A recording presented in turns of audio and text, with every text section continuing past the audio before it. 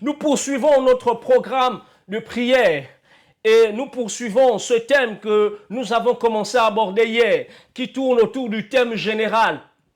Le juste vivra par la foi. Et hier, nous avons vu qu'il ne s'agit pas de moi, mais de la justice de Dieu.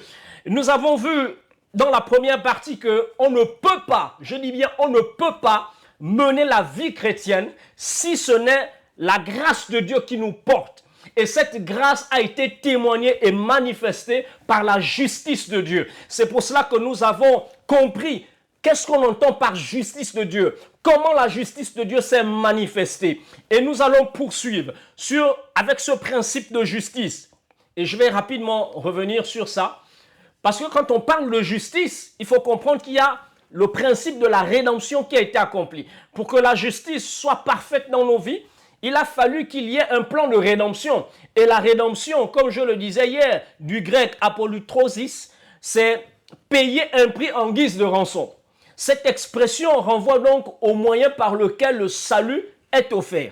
En l'occurrence, par le paiement d'une rançon. Cette rançon, c'est le sang de Christ. Beaucoup de gens enseignent que, je pense que vous l'avez déjà entendu. Vous l'avez déjà entendu que lorsque Jésus est mort à la croix, il est allé voir le diable et il a présenté le sang au diable comme si c'était une sorte de piège. C'est-à-dire qu'il est venu dire, je veux la vie de Lisbeth, j'espère que je prononce bien, je veux la vie de Lisbeth. Et puis le diable a dit, bon, qu'est-ce que tu me proposes en retour? Et là, Jésus va présenter son sang comme étant le prix pour nous arracher du monde des ténèbres. Et puis le diable dit, oui, mais tu m'as eu, moi je ne pensais pas que c'était ça. Et là, Jésus nous a récupérés. On a peut-être entendu ce type d'évangile. Peut-être que vous ne l'avez pas entendu. Moi, je l'ai entendu. Et j'ai été sidéré d'entendre ça. C'est un faux évangile. Est-ce que vous comprenez? C'est un faux évangile. Pourquoi? Le diable n'a rien à voir dans le processus de notre salut. Retenez ceci une bonne fois pour toutes. Le diable n'a rien à voir dans le processus de notre salut. C'est un imposteur. C'est un imposteur. Il n'a rien à voir dans ce processus-là. La Bible nous dit que Jésus est entré une fois pour toutes dans le Saint des Saints. Et il a présenté son sang comme la rançon de notre salut. C'est le sang de Jésus qui a été présenté au Père. Jésus, dans le livre d'Hébreux, est présenté comme le souverain sacrificateur.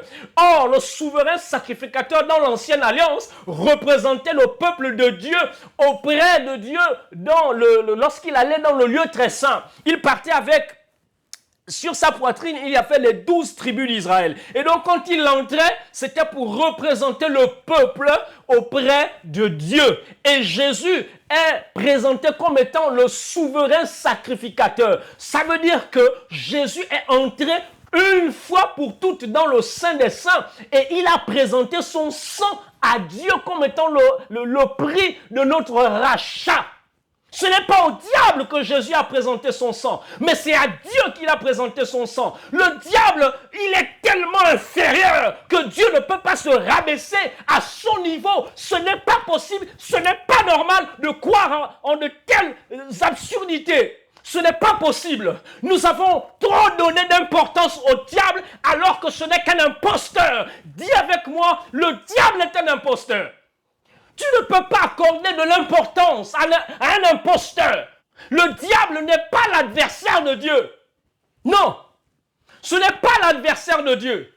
Écoutez-moi, lorsqu'il y a eu la rébellion dans le ciel, la Bible nous montre que ce n'est pas Dieu qui a combattu le diable. Ce sont les anges qui l'ont combattu. Et on voit très clairement comment Jésus voyait le diable tomber du ciel. On ne dit pas que Jésus l'a combattu. Jésus était simplement assis et il a vu le diable tomber. Vous pensez que le diable est qui devant Dieu pour se positionner en adversaire? Le diable n'est rien devant Dieu pour se positionner en adversaire.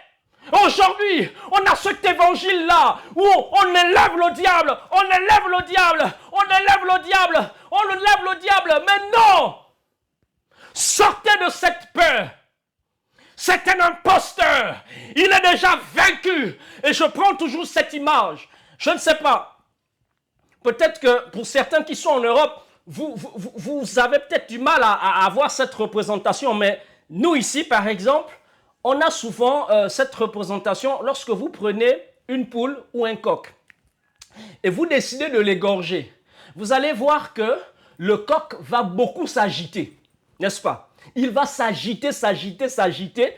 Et vous allez avoir l'impression qu'il lui reste de l'énergie. En fait, il se débat.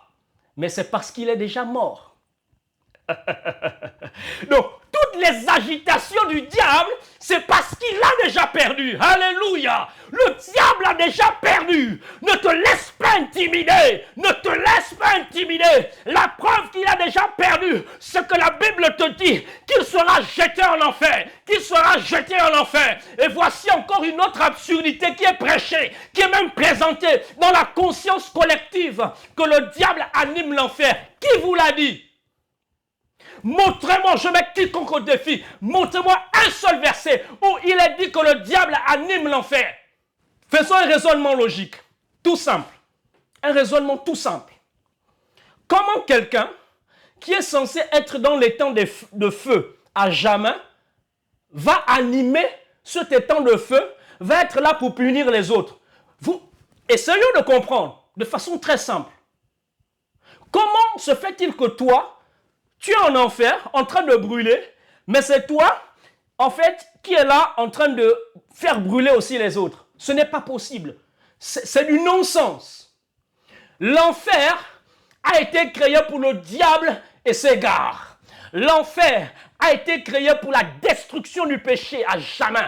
L'enfer a été créé pour la destruction de la mort. La mort sera jetée une fois pour tout en enfer. Le diable sera jeté une fois pour tout en enfer. Mon ami, le diable a une fin. Celui que tu vois s'agiter là, il est déjà vaincu. Il est déjà vaincu. Et Dieu te dit que je t'ai donné le pouvoir de marcher sur les serpents, sur les scorpions. Écoute-moi bien. Et sur toute la puissance de l'ennemi, sur toute la puissance, le mot tout est un englobant, toute la puissance de l'ennemi.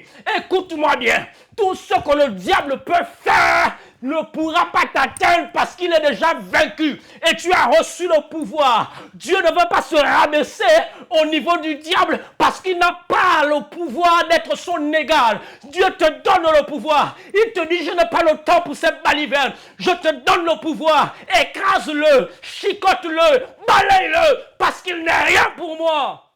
Mais toi, tu vis dans la peur. Pourquoi? Pourquoi tu vis dans la peur? Alors que tu as le pouvoir, Dieu te l'a donné.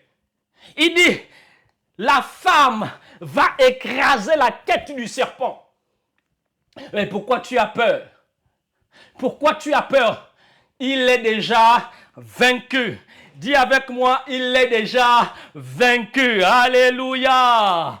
Alléluia. Il est déjà vaincu.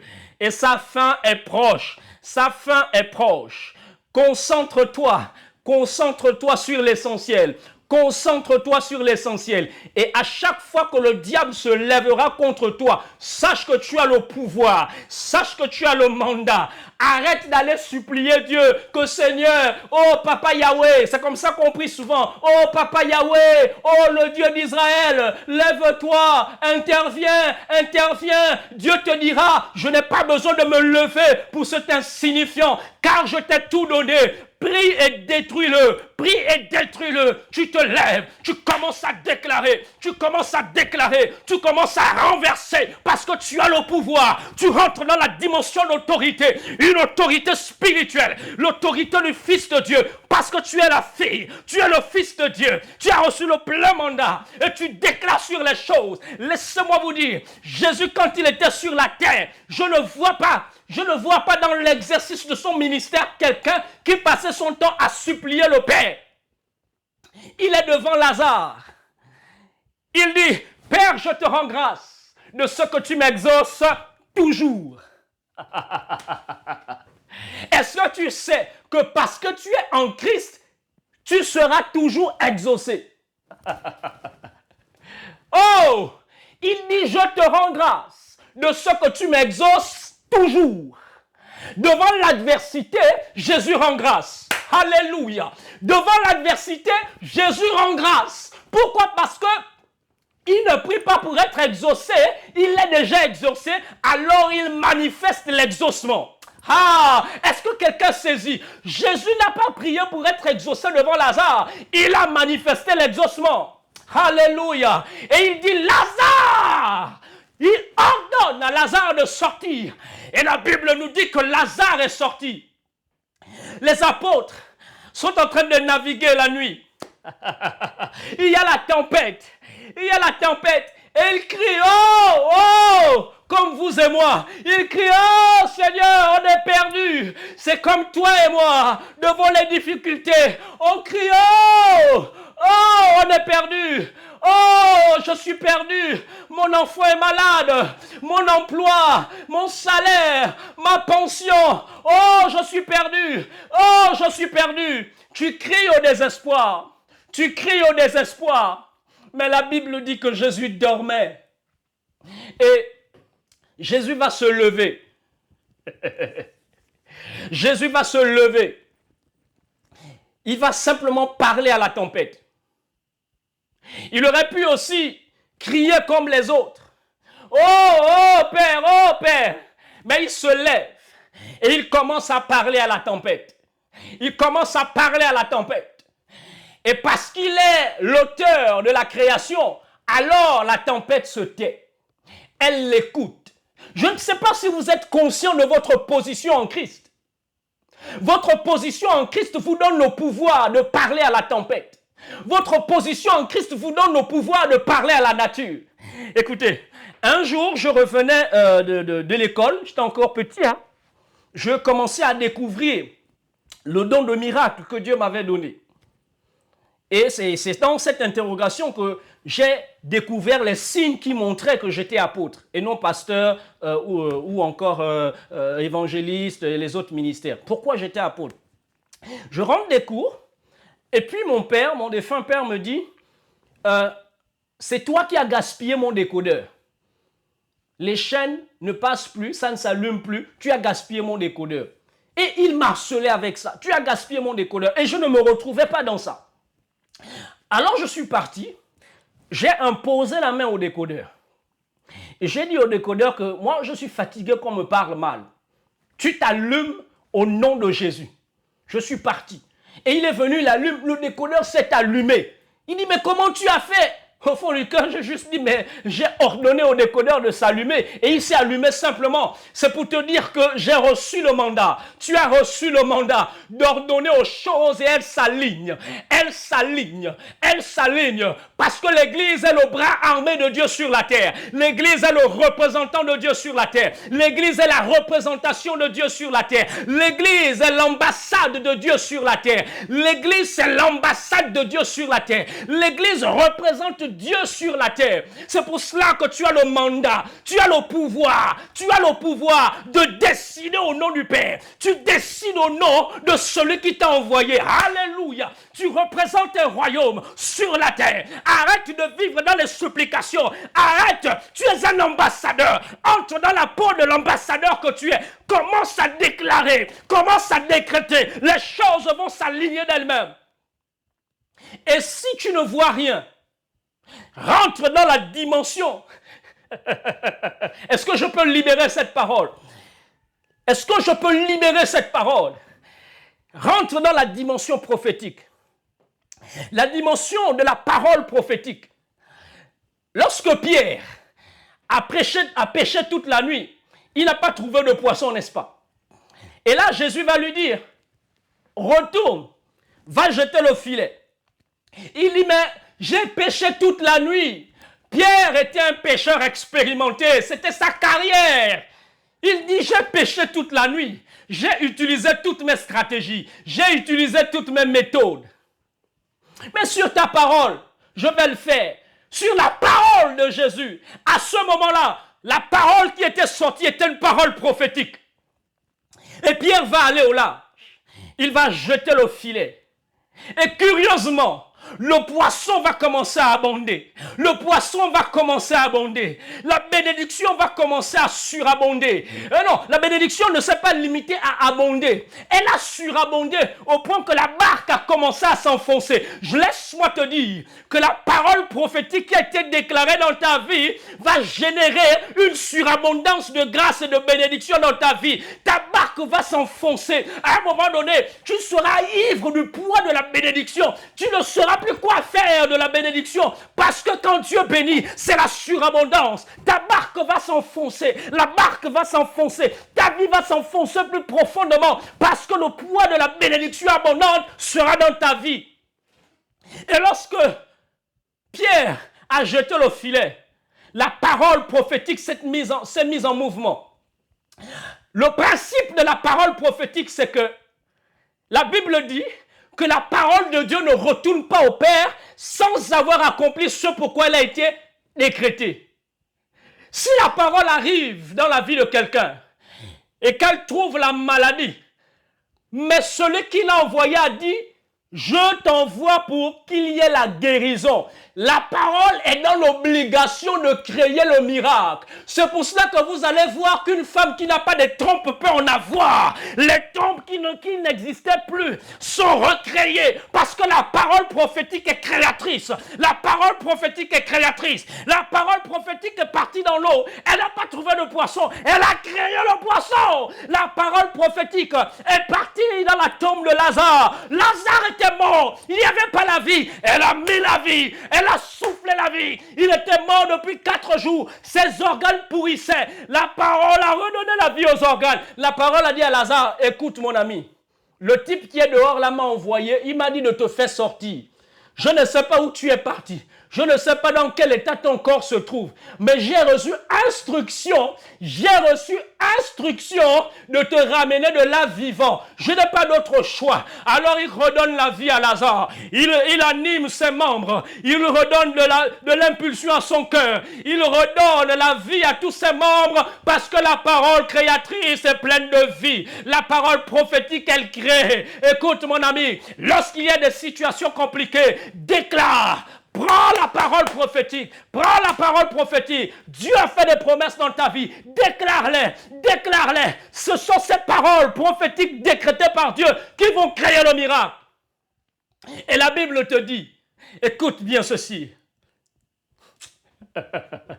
Dieu dit, j'ordonnerai à la bénédiction de te poursuivre. Alléluia.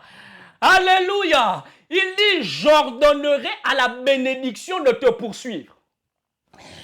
Lorsque Dieu ordonne, les choses n'ont pas d'autre choix que de s'aligner. Donnez-moi un seul exemple où lorsque Dieu a ordonné et puis la chose a dit, je ne fais pas. Rien ne résiste à Dieu. Lorsqu'il ordonne, les choses s'exécutent.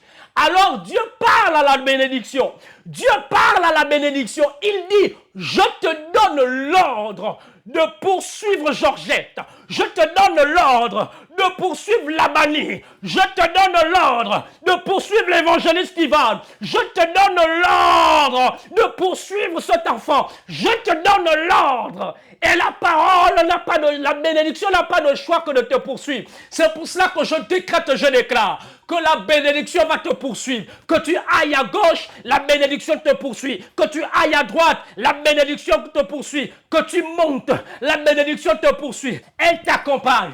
Elle t'accompagne. Je ne sais pas ce par quoi tu passes. Je ne sais pas ce par quoi tu passes. Tu es peut-être dans la dépression. Tu es peut-être dans l'angoisse. Tu es peut-être dans le trouble. Mais laisse-moi te dire que la bénédiction de l'Éternel t'accompagne. Même si tu refuses. Mais c'est pour ça qu'on dit, le juste vivra par la foi.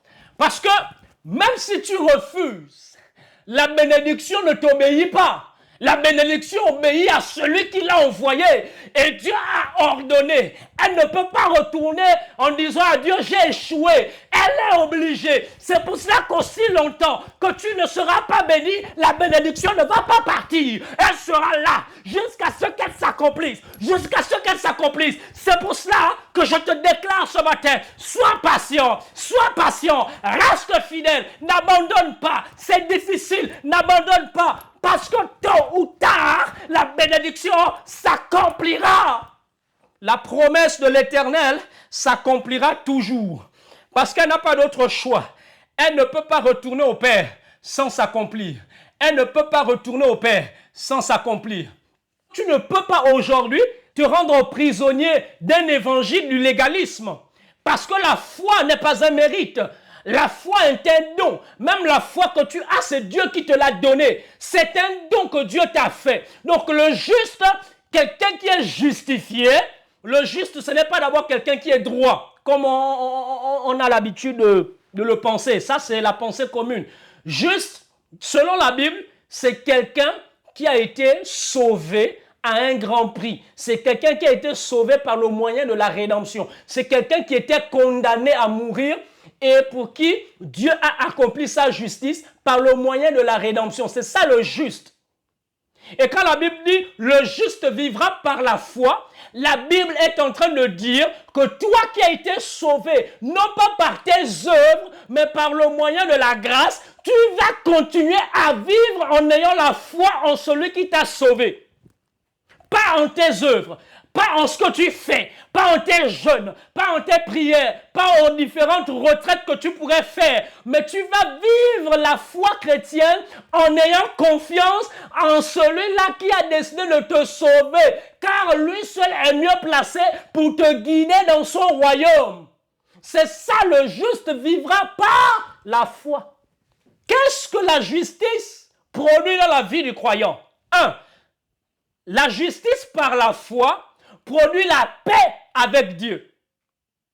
Nous pouvons dès à présent nous approcher de Dieu en toute liberté. Nous sommes libérés du poids de la condamnation et de la culpabilité. Christ dit à la femme surprise en flagrant délit d'adultère, « Moi non plus je ne te condamne pas, car si Dieu est pour nous, qui sera contre nous? Personne. » Si Dieu ne te condamne pas, qui peut encore te condamner? Le diable est l'accusateur. Le Saint-Esprit n'a pas le mandat de t'accuser. Le Saint-Esprit n'a pas le mandat de t'accuser.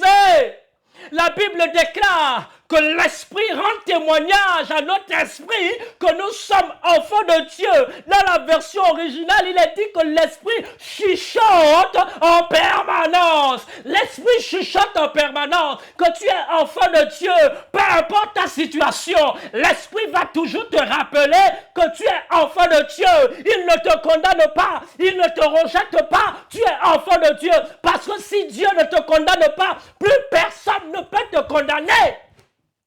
C'est pour cela que lorsque la culpabilité te ronge, c'est l'œuvre du diable. La culpabilité n'est pas de Dieu. Je vous donne un court enseignement. Les gens disent que l'Esprit de Dieu convainc de péché, de justice et de jugement.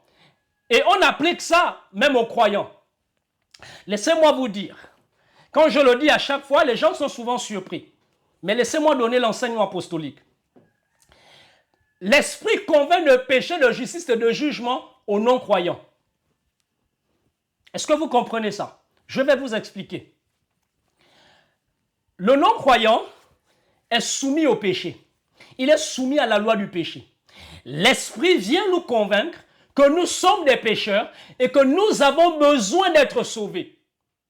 Et il nous convainc de justice en ce sens que parce que nous sommes des pécheurs et que nous avons besoin d'être sauvés, Dieu a préparé un plan de salut pour nous. Et ce salut se trouve en Jésus-Christ. Et il nous convainc de jugement parce que si je refuse ce salut qui est en Jésus-Christ, alors je me mets sous le poids du jugement. Il te convainc de péché parce que tu es un pécheur. Il te montre que tu es un pécheur. Mais il ne se contente pas de te montrer que tu es un pécheur. Il te présente la solution qui te permet de dépasser cet état de péché. La justice de Dieu. Et si tu refuses cette justice-là, il convainc le pécheur que toutes les personnes qui vont renier le Christ sont condamnées. C'est ça la révélation d'il nous convainc de péché, de justice et de jugement. On nous a toujours enseigné, l'Esprit est là pour nous convaincre que nous sommes des pécheurs. Mon ami, l'Esprit est là pour te convaincre que tu es enfant de Dieu. L'Esprit te convainc en permanence que tu es enfant de Dieu. C'est pour cela que Paul le dit. Ni la mort, ni les anges, ni les dominations, ni les autorités ne pourront me séparer de l'amour de Dieu manifesté en Jésus-Christ. Rien ne pourra te séparer de l'amour de Dieu manifesté en Jésus-Christ. Même toi, tu ne peux pas te séparer de l'amour de Dieu parce que tu es dans le creux de sa main. Il t'a choisi avant la fondation du monde. Il avait décidé que tu serais sauvé en Jésus-Christ. Et lorsque tu as accepté l'offre du salut, l'Esprit t'a scellé par son sceau. La Bible dit que nous sommes scellés par le sceau de l'Esprit. Tu es scellé par le sceau de l'Esprit. Les épreuves, la mort, les tribulations ne peuvent pas t'arracher de main de Dieu parce que tu es entre sa main. Tu es la prunelle de ses yeux. Tu es la prunelle de ses yeux. Tu es son épouse. Et rien ne peut t'arracher de sa main. Même pas le péché. La seule chose qui peut t'arracher des mains de Dieu, c'est le fait que tu arrêtes de croire en lui. C'est pour ça que tu dois vivre par la foi. La seule chose qui peut t'arracher des mains de Dieu, c'est lorsque tu vas commencer et tu vas continuer à te vautrer dans le légalisme, dans la loi. Parce que lorsque tu te vautres dans la loi, tu renies l'œuvre de Christ à la croix qui dit que tout a été fait. Tu veux t'appuyer sur tes propres forces. Mon ami, la vie chrétienne, c'est une vie par la foi. La Bible ne dit pas que vous allez marcher en fait en faisant des œuvres, en faisant ceci. La Bible dit que vous allez marcher par l'Esprit. Il y a la version, je pense, du second dit marcher selon l'Esprit. Mais en vérité, la version dit marcher par l'Esprit. Et vous n'accomplirez plus les désirs de la chair. On ne marche pas par nos œuvres. On marche par l'Esprit. Parce que seul l'Esprit nous donne la capacité, par notre nature renouvelée en Christ, de marcher selon Dieu. Et la sanctification que tu vas mener n'est que le résultat de la nature justifiée que tu as reçue.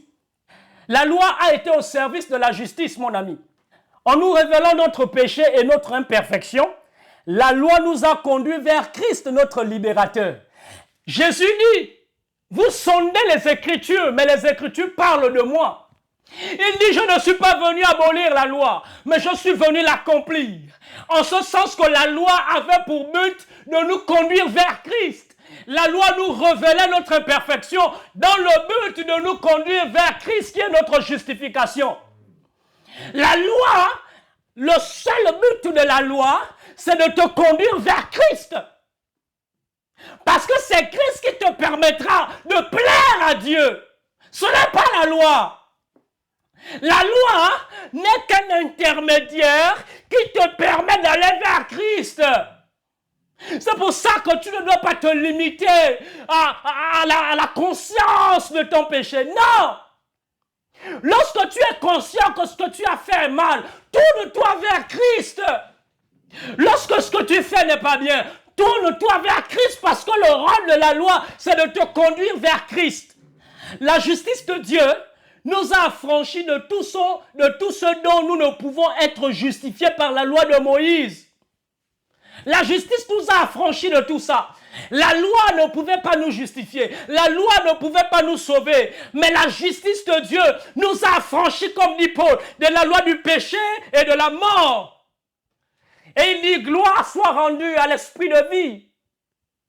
Parce que c'est la loi de l'esprit de vie qui m'a affranchi de la loi du péché et de la mort.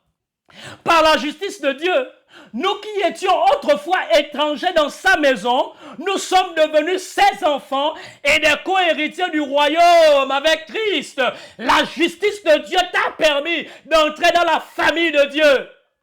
J'ai toujours dit que Abraham était un serviteur. Moïse était un serviteur. C'est ce que le livre d'Hébreux dit. On ne sait pas à qui appartient la paternité du livre d'Hébreux. Certains disent que c'est Paul.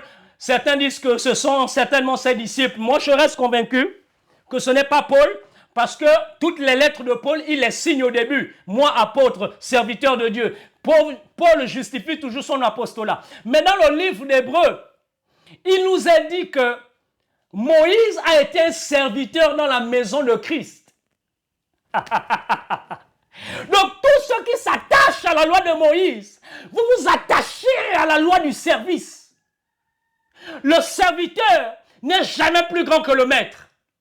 Or, Jésus, on dit que Moïse était serviteur dans la maison de Christ. Or, la Bible nous dit que nous sommes devenus des co-héritiers. Or, Jésus est fils de Dieu. En tant que co-héritier, nous sommes fils de Dieu. Mais à tous ceux qui l'ont reçu, à ceux qui croient en son nom, la parole de Dieu nous a donné le pouvoir de devenir enfants de Dieu. Et quand tu es enfant de Dieu, tu es co-héritier. Voici ce que la justice de Dieu a fait dans ta vie. Elle a fait de toi un co-héritier. Tu as droit à l'héritage. Arrête de supplier le ciel. Prends ton héritage. Prends ton héritage. L'enfant prodige, il est parti. Il a pris l'héritage de son père. Il est revenu, il a encore pris l'héritage de son père parce que c'est l'enfant de son père. Peu importe ce qu'il peut faire, peu importe ses erreurs, il reste l'enfant de son père. C'est pour cela que la grâce, lorsque tu pèches, tu marches vers Dieu, Dieu court vers toi, comme le père de l'enfant prodige. L'enfant marchait, le père a couru, il a pris le manteau, il a donné un nouveau manteau à l'enfant. Le manteau est le symbole de la justice. Dieu court vers toi avec le manteau de la justice.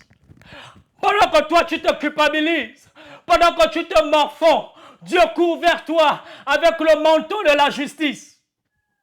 Quel est le fondement de la foi? Écoute mon ami, la foi en Christ seul est le gage de notre salut.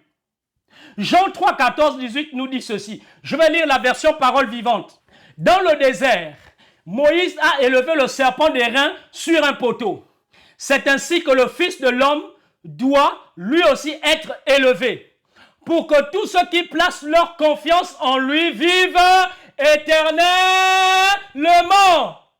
Tous ceux qui placent leur confiance en Christ vivront éternellement. Pas ceux qui placent leur confiance en leurs œuvres. Pas ceux qui placent leur confiance en leur bienfaisance. Non, ce ne sont pas tes jeunes. C'est la foi en Christ qui te permet de vivre le salut. Le juste vivra par la foi.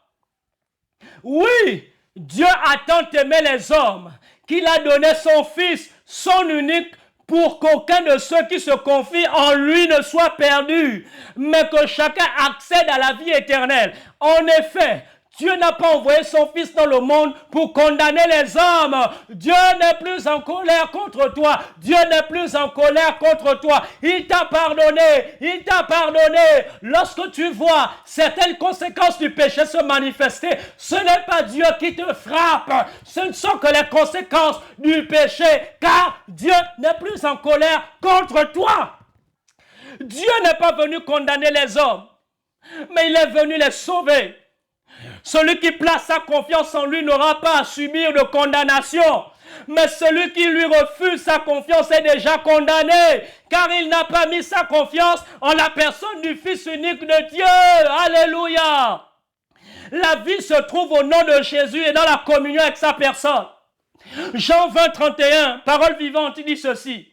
Ceux qui y sont mentionnés ont été consignés par écrit pour que vous puissiez croire que Jésus est le Christ, le Fils de Dieu et que par cette foi, vous possédiez la vie dans la communion avec cette personne. Le juste vivra par la foi, c'est-à-dire dans la communion avec le Christ, dans la foi en Christ. Tout ce que tu posséderas dans la vie t'est accordé par la communion que tu as avec Christ. Le Dieu de notre salut est notre force. L'Éternel est notre force. La confiance en lui détruit la peur dans nos vies. La Bible dit que l'amour bannit la crainte. Lorsque Dieu se révèle à toi, lorsque Dieu s'est toujours révélé à ses disciples, qu'est-ce qu'il leur a dit? Que la paix soit avec vous. Laisse-moi te dire, mon ami, qu'à chaque fois que tu vas t'approcher de Dieu, la première chose qu'il va te communiquer, c'est sa paix. C'est comme ça. La Bible dit qu'il est le prince de paix. Et je vous donne un petit secret. Lorsque vous entrez dans le monde spirituel, vous allez peut-être jeûner 40 jours, 40 nuits. Vous allez rentrer dans le monde spirituel. Et le monde spirituel, c'est comme un boulevard. Il y a des bons, des mauvais esprits. Lorsque vous allez entrer dans ce monde-là, le signe distinctif que c'est Dieu qui vous parle, le premier signe, c'est qu'il vous communique la paix. Parce que l'Esprit de Dieu est un esprit de paix. Même quand il se révèle à toi dans sa sainteté, il y a d'abord la paix. Parce que sans la paix de Dieu, tu vas fuir. Sans la paix de Dieu, tu seras effrayé. Dieu vient toujours avec une paix. C'est pour cela que lorsque tu as accepté l'offre de salut qu'il t'avait faite, tu as eu la paix. Tu as dormi comme un bébé. Parce que Dieu vient toujours avec la paix. Lisons Ésaïe 12, verset 2. Voici, Dieu est ma délivrance. Je serai plein de confiance et je ne craindrai rien, car l'Éternel est ma force et le sujet de mes louanges. C'est lui qui m'a sauvé. C'est lui qui m'a sauvé. Laissez-moi vous lire une version en anglais pour vous permettre de mieux comprendre. C'est la New Living Translation. Je vais vous lire ça en anglais. La version anglaise de New Translation dit ceci. Si God has come to save me, voyez ce que Dieu a fait pour me sauver. I will trust in him and not be afraid. La version New Living Translation dit, voici ce que Dieu a fait pour moi. Je vais croire en lui et je ne suis pas effrayé. The Lord God is my strength and my strong. Le Seigneur Dieu est ma force et mon chant. He has given me victory.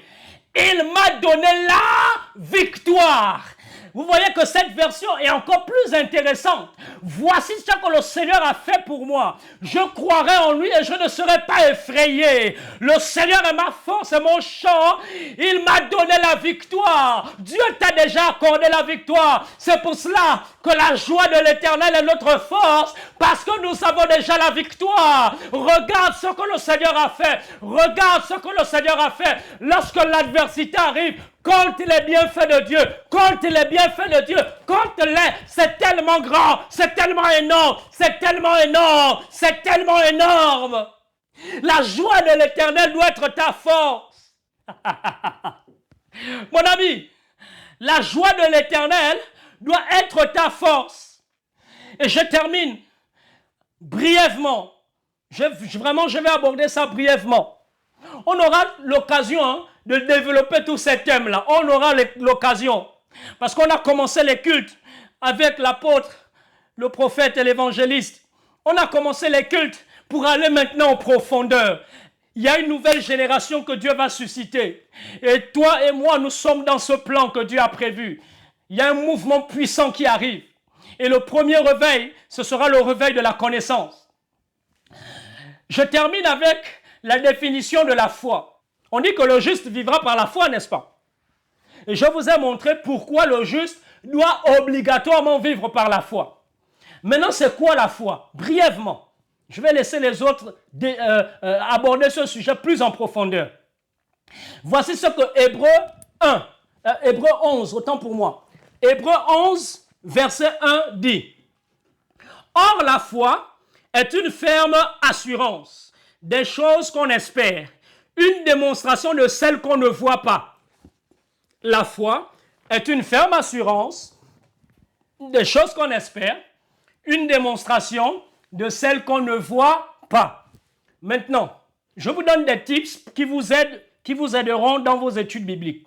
Prenez d'autres versions de la Bible pour avoir une meilleure compréhension. Prenons Parole vivante. Voici ce que Parole vivante dit. Et qu'est-ce que la foi? C'est une ferme confiance dans la réalisation de ce qu'on espère. C'est une manière de posséder déjà par avance.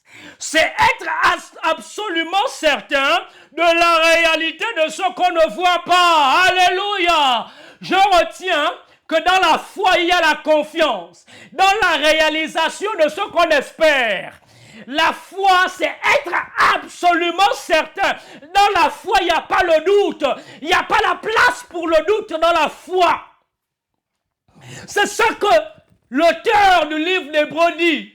La foi, c'est une ferme assurance. Mais la ferme assurance vient de quoi? Vient du fait que nous possédons déjà. Lorsque tu sais que tu possèdes déjà, tu es confiant. C'est pour ça que quand tu t'approches de Dieu, tu ne peux pas t'approcher de lui avec le doute parce que Dieu t'a déjà exaucé. Dieu t'a déjà accordé ce que tu demandes. Et c'est ça qui solidifie ta foi.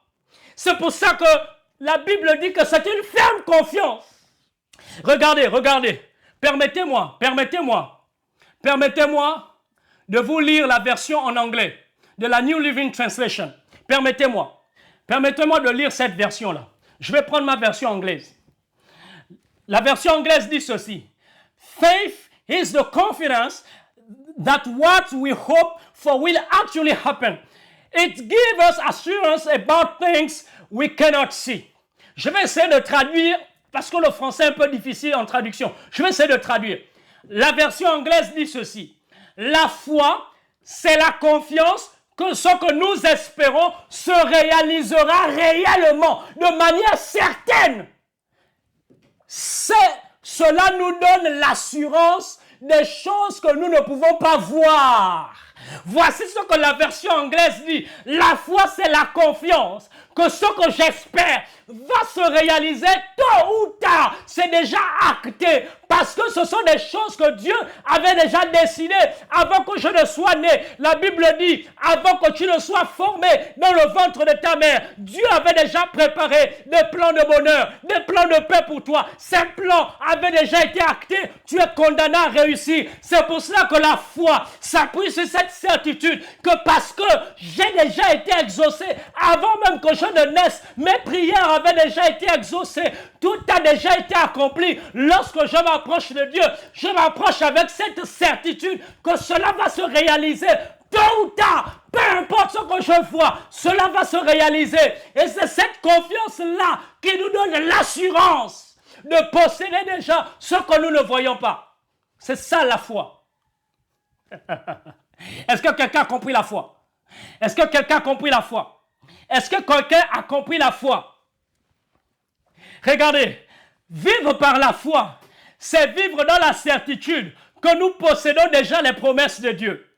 C'est être absolument certain que les promesses invisibles de Dieu, sa parole, sont une réalité qui s'accomplira certainement dans nos vies parce que Dieu n'est pas un menteur. Ce que sa bouche dit, sa main l'accomplit. Il ne change pas. Et la foi te dit que tu as la ferme assurance sur les promesses de Dieu qui vont s'accomplir. C'est la foi qui nous donne l'assurance du salut. Tu es sauvé aujourd'hui parce que tu as eu la foi. Tu as l'assurance d'être sauvé parce que tu as eu la foi. Par la foi, nous avons cette certitude que nous sommes enfants de Dieu et que nous avons part à l'héritage éternel. C'est par la foi que nous sommes déclarés justes. La certitude ou encore la confiance de la foi est basée sur la fidélité de Dieu et ses promesses. Regarde, même si c'est difficile, même si c'est compliqué, accordez-moi juste 5 minutes, je termine par ce point. Même si c'est difficile, même si c'est compliqué, mon ami, ta foi doit s'appuyer sur la fidélité de Dieu en ses promesses. C'est ça la définition de la foi. C'est cette ferme assurance que ce que j'espère va s'accomplir. Pourquoi? Parce que Dieu est fidèle. Donc je m'appuie sur la fidélité de Dieu. Sur quoi ta foi est-elle fondée? Lorsque les épreuves arrivent, lorsque la tempête arrive, le but des épreuves, le but de la tempête, ce n'est pas ta foi, mais c'est le fondement de ta foi. Sur quoi ta foi est-elle fondée? Certains ont fondé leur foi sur le sable.